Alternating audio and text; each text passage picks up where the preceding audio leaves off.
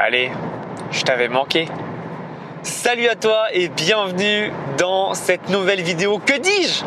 Dans ce nouveau podcast. Je te présente plus où je suis. Tu connais, hein. Il y a la voiture, les lunettes de soleil. Derrière, il doit faire beau parce que là devant moi, c'est magnifique ciel bleu. On est évidemment en Floride. Je m'en vais d'ailleurs prendre un avion pour rentrer en France actuellement. Alors au moment où je tourne cette vidéo, tu te doutes bien. En tout cas, aujourd'hui, j'aimerais te parler d'un sujet qui est ultra chaud. Ça va être touchy. Voilà, ça va être un sujet touchy, mais au moment où je tourne, c'est ultra chaud. Et tu vas voir pourquoi c'est chaud.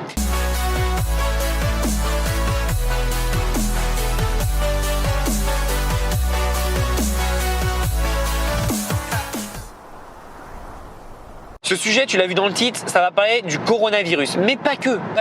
Je vais aussi t'expliquer pourquoi dans ton business, c'est important que tu aies le moins de choses qui puissent entacher ton business. Donc tu te doutes bien, on va parler e-commerce surtout et principalement, mais pas que. Là, je suis actuellement aux États-Unis, ça fait 3 semaines que j'y suis. On est bouge pas, je vais regarder, on est le 28 février, pardon. Et faut savoir que aux États-Unis, le coronavirus, on n'en parle pas énormément. Après, je t'avoue que moi, je regarde pas tous les jours les infos. Le seul moment où on en parle du coronavirus aux États-Unis, c'est pour la bourse, parce que ça affecte énormément les marchés boursiers. Les bourses mondiales ont connu un véritable jeudi noir, toujours plombé par le coronavirus. À Wall Street, l'indice Dow Jones a cédé près de 10%, soit sa pire chute depuis le lundi noir de 1987. Un vent de panique alimenté également par la décision de Donald Trump de fermer le territoire américain aux Européens pendant 30 jours. En Europe également, la plupart des places financières sont en chute libre. Moins 16% à la bourse de Milan, moins 12% à la bourse de Francfort, tout comme à Paris qui a connu la plus forte perte de son histoire. Mais en soi, dans la rue et tout, les gens ne sont pas trop au courant, on n'en parle pas beaucoup par rapport à la France ou en Italie. Ça vient d'une chose, les États-Unis sont connus en matière d'immigration pour être ultra sévères, donc eux ils prennent pas le risque. T'as été dans un des pays cités, c'est foutu pour toi. Donc voilà, faut faire très attention à ça. D'ailleurs, j'ai pas d'infos, mais c'est pas impossible que tu vois, quand je voudrais revenir, ils me diront si vous étiez en France il y a moins de 14 jours, ça va pas être possible, etc. dans quelques mois. C'est pas impossible avec tous les cas qu'on a en France. Impossible de se rendre aux États-Unis dans un peu plus de 24 heures. Maintenant, le président américain a pris sa décision. Cette nuit, tous les vols sont suspendus à partir de vendredi minuit. Oui, à l'exception du Royaume-Uni, mesure qui entrera en vigueur demain à minuit. Mais en France, c'est une grosse psychose, il y en a beaucoup, etc. Et le problème de ça, c'est que ça affecte énormément de personnes. Et ça affecte notamment des business. Donc, je m'y connais pas assez en coronavirus. Je suis pas un médecin, je vais pas m'inventer de médecin. Je connais pas les causes j'ai lu comme tout le monde les infos, mais j'ai pas plus creusé que ça. Mais on s'en fout, c'est pas ça le problème. Le problème, c'est que pour ceux qui font du e-commerce et notamment ceux qui font du dropshipping, les fournisseurs, 99% des fournisseurs sont en Chine. Et le problème, c'est que ce virus part de Chine. Et il faut savoir qu'avant ce coronavirus que devienne sérieux, donc ça a été sérieux, on va dire début février, les premiers cas c'était début février, avant que ça devienne ultra sérieux, et avant ça, qu'est-ce qu'ils avaient les Chinois? Ils avaient tout simplement le nouvel an chinois. Donc ça veut dire qu'en fait, les usines tournent pratiquement au ralenti depuis 2 mois. Donc bon, déjà pour le pays de la Chine, la croissance forcément ça va se ressentir sur l'année 2020, ça c'est sûr. Mais pour nous, qu'est-ce que ça veut dire? Si nous on fait du dropshipping, heureusement moi comme je te le dis, c'est de moins en moins le cas. Je dois être à 10% de mon business e-commerce tourne en dropshipping. Le reste c'est du print on demand. Mais si on fait beaucoup de dropshipping, le problème c'est qu'on est dépendant de ça. Et on est dépendant de ce problème-là qui est tout simplement que aujourd'hui, comme les usines tournent au ralenti parce que manque d'effectifs, parce que conditions sanitaires, etc., ton business va être impacté. J'ai vu plein de groupes Facebook en e-commerce qui du coup devaient ralentir leur pub, du coup devaient tout simplement ralentir leur croissance, etc. à cause de ce virus. C'est intéressant parce que moi je trouve ça bien. Alors tu vas voir pourquoi. Là je sais que tu dois être derrière ton clavier, tu dois être mais connard, c'est pas bien du tout, mais tu vas voir. Moi je trouve ça bien parce que du coup ça va t'apprendre toi en tant que e-commerçant, si tu as ce problème actuellement, à trouver des palliatifs, à trouver d'autres solutions. Je dis toujours, être un entrepreneur, c'est avoir le plus de solutions à tes problèmes possibles. C'est ça ton job. Le job, c'est pas de faire le plus d'argent possible, d'avoir le plus d'employés heureux, de clients heureux. Évidemment, ça fait partie du job, mais ton vrai job à la base au quotidien, moi, quand on me demande quel est mon job, je dis je résous des problèmes tous les jours. Et c'est ça ton but, c'est vraiment de résoudre des problèmes. Et c'est pour ça que toi, tu vas vraiment devoir avoir le moins de freins possible dans ton business. Et c'est pour ça qu'aujourd'hui, si par exemple tu fais du dropshipping avec la Chine, c'est chiant, mais c'est pas grave. Tu as plein de fournisseurs dans le monde entier. Évidemment, les prix seront pas les mêmes. Évidemment, tu auras d'autres problèmes, mais c'est un petit palliatif. Tu vois, par exemple, si aujourd'hui tu fais du dropshipping avec Oberlo, tu as un truc qui est semi-automatisé. Et peut-être qu'avec un autre fournisseur, tu n'auras pas ça. Tu devras envoyer des CSV, etc. Donc c'est chiant, je suis d'accord avec toi, c'est vraiment chiant. Mais bon, si ça peut être un palliatif pour les prochains mois, mais que ça ne t'empêche pas de perdre trop d'argent, moi je te conseillerais de le faire. Et tu vois, le but que je veux dire, c'est que pour moi aujourd'hui, le coronavirus, c'est l'excuse. Attention, je te diabolise pas ça, je veux dire c'est l'excuse du fait que il n'y a plus d'entreprises en Chine qui tournent bien, donc je peux plus faire de business, je peux plus faire d'e-commerce. Si, c'est pas parce que tu as un truc qui t'empêche que tu peux pas trouver d'autres solutions alternatives. Il y a la Turquie qui marche très bien, tu as l'Espagne qui fournit très bien aussi, tu as tous les pays de l'Est. Bref, tu as pas mal de choses. Et puis, si tu veux ne pas te prendre la tête et que tu veux continuer à faire du e-commerce parce que tu adores ça, tu as tout simplement le print on demand. Après, je pensais aussi là, en parlant, il y a aussi mon ami Gabriel qui fait aussi des box. Les box, tu as souvent des fournisseurs européens et donc tu n'as pas trop ce problème-là de fournisseurs et d'approvisionnement parce que les centres logistiques, si je me trompe pas, comment tu gères ça, sont en Europe. Mais bref, pour le print on demand, tu vois, mon fournisseur préféré, tu le connais, tu le sais, c'est T-Pop. T-Pop, ils sont en France. Donc tu n'as aucun problème là-dessus parce que tu sais que déjà, tu n'auras pas de frais de douane et tu sais que ça va être livré rapidement et que c'est pas affecté par tout ce coronavirus. Alors évidemment, je connais pas les chiffres, peut-être que c'est affecté de 5-10%, mais par rapport à ce que c'est en Chine, c'est totalement ridicule. Et c'est ça qui est cool, c'est que tu vois, si aujourd'hui tu fais du pur dropshipping, essaye de te lancer un peu sur le print on demand parce que tu as déjà une communauté, tu connais déjà ta cible, donc tu peux voir un peu ce que tu peux faire. Et tu peux déjà essayer d'avoir un peu de vente, avoir tes premiers clients en attendant, évidemment, que tout remarche. Si sur le long terme, t'as pas envie de faire du print on demand, et il n'y a pas de souci, je le comprends très bien, mais que tu préfères faire des produits alternatifs, par exemple, tu veux pas faire des t-shirts, des mugs ou tous les produits de print on demand, mais tu veux faire des produits vraiment physiques qui répondent à un vrai besoin, il n'y a pas de souci. Mais peut-être que sur le court terme, c'est pas con de passer là-dessus. Encore une fois, beaucoup de gens en fait voient une finalité à un moment donné. La vie, ça s'arrête jamais. Il y a toujours plein de trucs. Il y aura des bonnes nouvelles, des mauvaises nouvelles. Pour certains entrepreneurs, si tu penses que le coronavirus c'est une mauvaise nouvelle, crois-moi que tu en auras pire dans ta vie. Je te le souhaite pas, mais c'est sûr. On a tous il y a plein de problèmes beaucoup plus importants qui affectent beaucoup plus les business, la vie personnelle, etc., que ça. Là, c'est quelque chose qui t'affecte indirectement, parce que toi, j'espère si tu regardes cette vidéo, tu es en bonne santé, tu n'as pas de problème. Mais pour ceux qui sont affectés par le virus, là, c'est un autre problème. C'est beaucoup plus grave et beaucoup plus important. Donc c'est vraiment important de checker par rapport à ça. Et donc en fait, l'idée c'est ok, aujourd'hui il y a ça et ça et ça comme problème. Maintenant, à court terme, quelle est ta solution? À moyen terme, quelle est ta solution? Et à long terme, quelle est ta solution? Et tu vas voir, tu vas pouvoir mettre en place des systèmes palliatifs pour pouvoir corriger un peu ces problèmes. Et c'est ça qui va être génial, c'est que plus tu auras de systèmes palliatifs, plus ton business aura de chances de perdurer. Tu vois, moi je fais vraiment attention à mes business. Dès que j'ai envie de faire un business ou d'avoir une idée de business, je pense direct, est-ce que ça répond à un besoin? Oui, ok. Est-ce qu'il peut avoir des freins à ces business? Je vais t'expliquer. Quand j'entends par frein, par exemple là, le e-commerce, le coronavirus est un frein. Pour les business locaux en France, quand tu as un restaurant, un magasin qui est fleuriste sur les Champs-Élysées ou dans le 16e arrondissement et que tu as tout simplement été proche des activités des gilets jaunes, forcément ton business il est impacté. Donc c'est pour ça que quand moi je lance un business, il n'y a pas de business parfait, ça n'existe pas. Mais quand je lance un business, j'ai envie vraiment de faire attention et de regarder quels peuvent être potentiellement les freins. Et évidemment, tous les business ont des freins, c'est évident.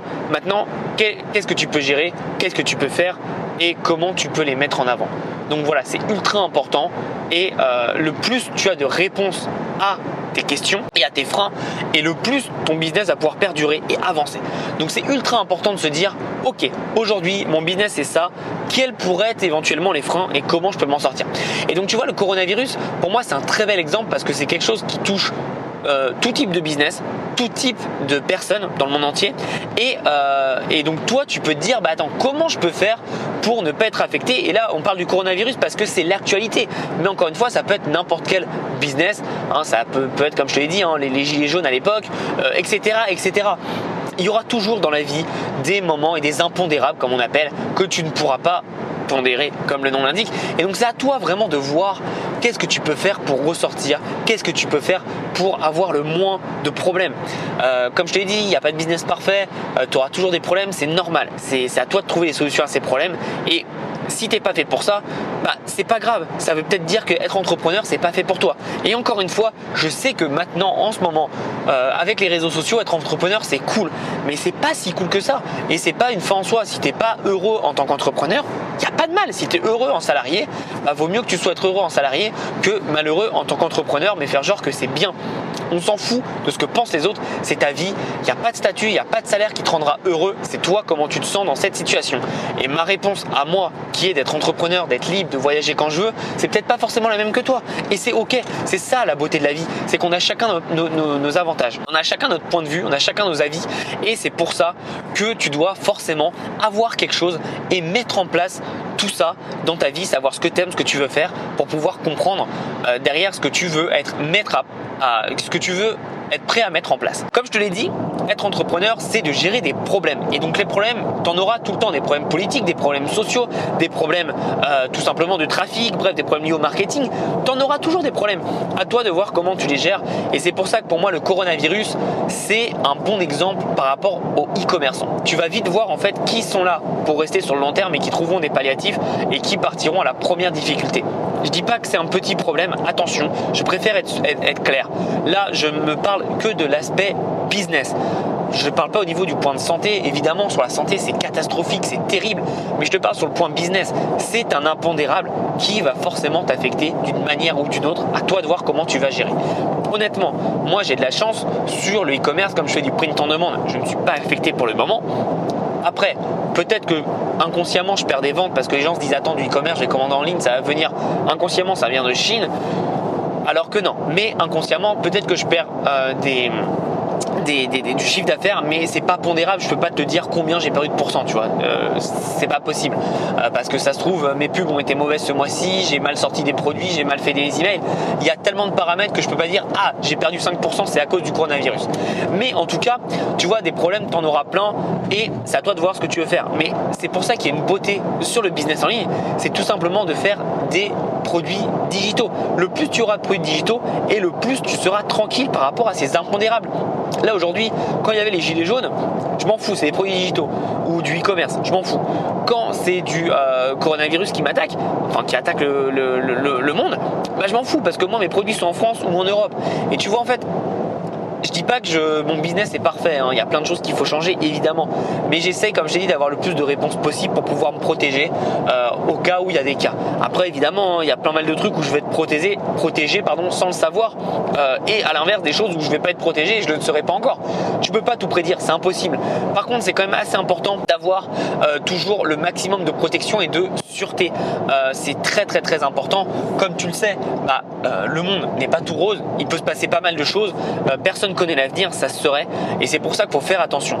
Donc encore une fois, le coronavirus sur le point de vue business, c'est chiant, c'est très très chiant sur le point de vue santé, j'en parle même pas, mais sur le point de vue business, c'est chiant parce que ça t'affecte sur plein de points et surtout ça affecte inconsciemment les consommateurs.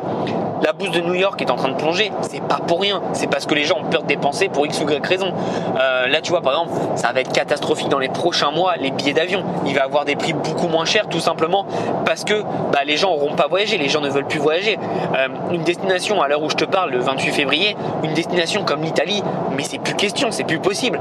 Et donc ces pays-là qui vivent beaucoup du tourisme sont en train de perdre beaucoup d'argent, même si le tourisme c'est quoi 1, 2, 3, 4, 5, je sais pas, % du PIB, mais c'est énorme à ce niveau-là. Et donc forcément, ça va impacter beaucoup d'économies, beaucoup de marchés.